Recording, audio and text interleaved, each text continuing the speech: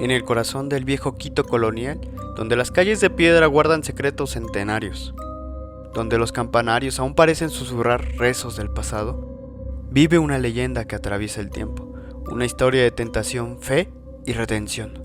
Hoy, en Estación Relaterror, te contaré la leyenda del Padre Almeida y la leyenda de la Cantuña, dos de las más famosas de Ecuador, pero quizás desconocidas aquí en México.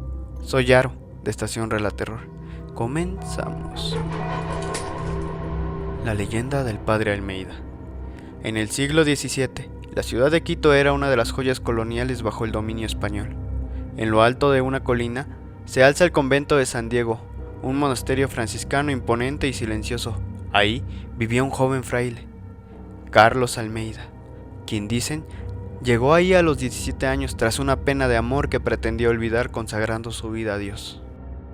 Dicen que era inteligente, carismático, de una voz dulce y mirada inquieta, pero también muy humano, muy humano.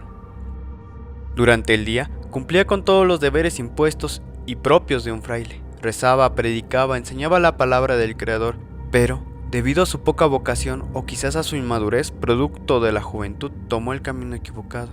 La desesperación por verse encerrado empezó a torturarlo.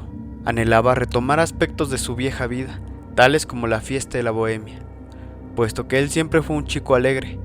Luego, descubriría que varios de sus compañeros se daban sus escapadas nocturnas para divertirse, y en él comenzaron a brotar viejas pasiones.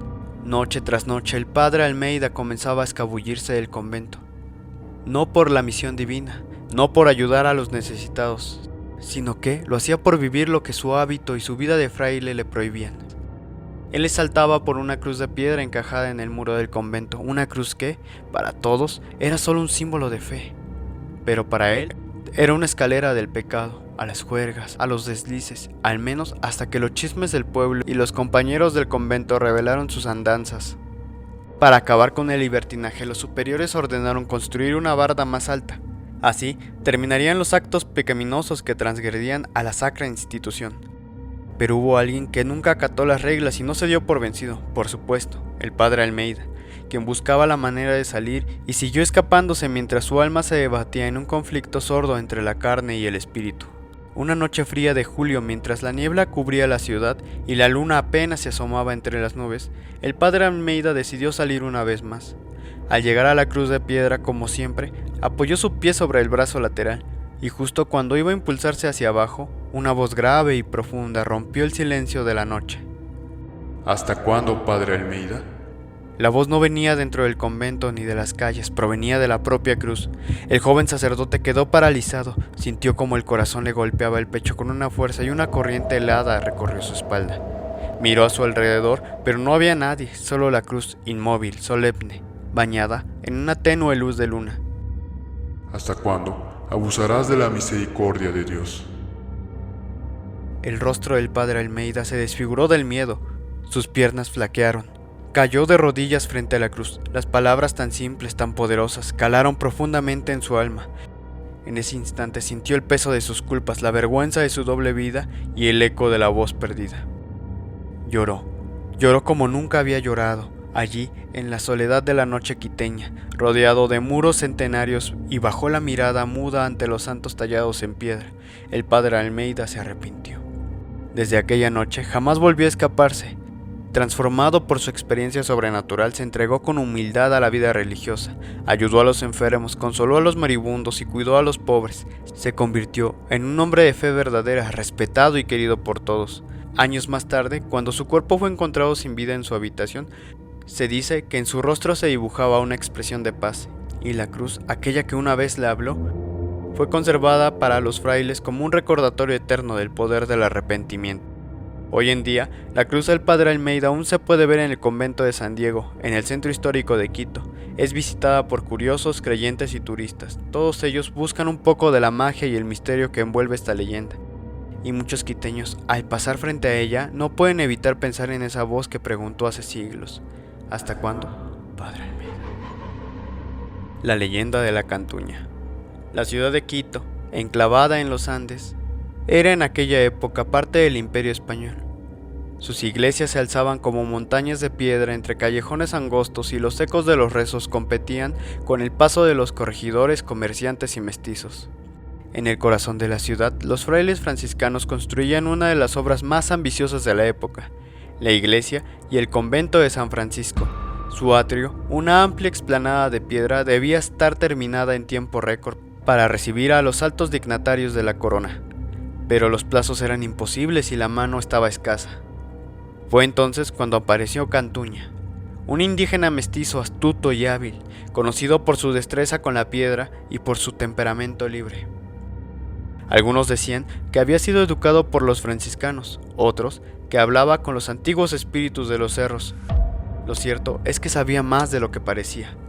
Los franciscanos le ofrecieron a Cantuña una gran suma de dinero para construir un atrio en tan solo unos meses. Él, sin pensarlo dos veces, aceptó el trato, confiado en su habilidad. Contrató obreros indígenas, mezcló sus conocimientos ancestrales con la técnica traída por los españoles y comenzó a trabajar en el encargo. Pero las semanas pasaban y el trabajo avanzaba lento, las lluvias caían sin piedad y los obreros comenzaron a enfermar y abandonar el proyecto. Las piedras eran enormes, las herramientas rudimentarias, los días eran demasiado cortos para la magnitud del encargo. Cantuña empezó a desesperarse. Si no cumplía, sería acusado de fraude, deshonrado o incluso castigado por las autoridades. Y entonces cometió el mayor error, el mayor acto de astucia de su vida. Una noche oscura, cuando la ciudad dormía y los perros callejeros aullaban bajo la luna, Cantuña subió al atrio incompleto que llevaba, desesperado y temblando de miedo, pero con el temor de ser castigado por las autoridades españolas. Él invocó al diablo. Sí, aquel hombre sencillo, nacido entre tradiciones indígenas y cristianas, llamó al dueño del inframundo, al señor de las tinieblas, y para su sorpresa y asombro, él acudió. Dicen que apareció una figura en el humo negro, ojos rojos como brasas, acompañado de una horda de pequeños demonios deformes, con alas de murciélago y dientes de cuchillas. ¿Qué deseas, Cantuño?, preguntó Lucifer, con una voz de tumba. Termina el atrio por mí. Hazlo en una noche, a cambio, te daré mi alma. El diablo sonrió. No era la primera vez que un hombre vendía su eternidad por un poco de piedra y tiempo. Con un trueno, se sacudió la colina y el trabajo comenzó. Durante esa noche maldita, los demonios trabajaban como una legión infernal. Levantaban bloques imposibles de mover por manos humanas. Tallaron y colocaron las piedras con una velocidad sobrenatural. El cielo retumbaba con rayos que iluminaban las sombras danzantes de los muros del convento. Nadie en la ciudad dormía, pero nadie se atrevía a mirar hacia San Francisco. Cuando ya el amanecer se insinuaba, los demonios se prepararon para colocar la última piedra de la obra casi completa. Pero Cantuña, astuto como era, tenía un plan. Había escondido una piedra a propósito antes del pacto, una piedra fundamental, sin la cual la obra no podría considerarse terminada. Cuando Lucifer, confiado, fue a tomar su recompensa, Cantuña le mostró el atrio incompleto. El trato decía que debías terminar antes del amanecer, pero falta una piedra, no está completo. Así que el trato se rompe, no tienes derecho a mi alma. El diablo rugió de furia, el cielo se nubló de nuevo, los demonios lloraron, masticaron piedras de rabia, pero nadie podría contradecir las condiciones del contrato. Había sido engañado. Con un alarido que sacudió los cimientos de Quito, el demonio desapareció, y con él toda su corte infernal. Cantuña salvó su alma gracias a su inteligencia. Al día siguiente, el atrio fue admirado como una obra monumental casi milagrosa. Los franciscanos lo felicitaron, los quiteños lo respetaron y su nombre quedó grabado para siempre en la historia de esta leyenda.